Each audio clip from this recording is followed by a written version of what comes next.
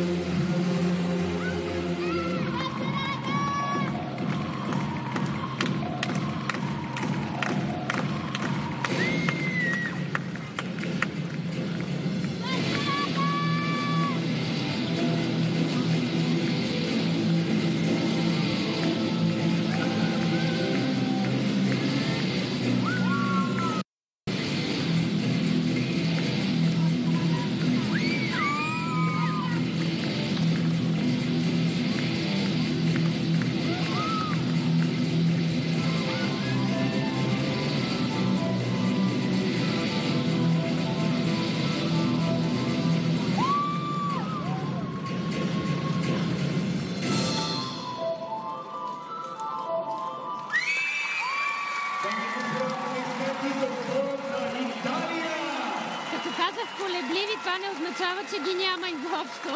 Станаха европейски вице-шампионки в Баку тази година, италианките. Но така ли иначе бяхме свикнали в предишния олимпийски цикъл.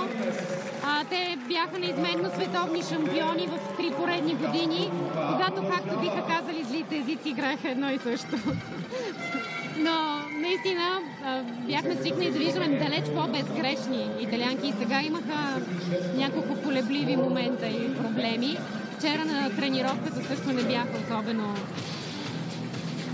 особено добри, въпреки че не знам доколко тренировките тук в малката зала могат да бъдат показател за нещо. Харесаха ми на мен италианките. Имат интересни решения в колаборациите си с уреди като движение по терена.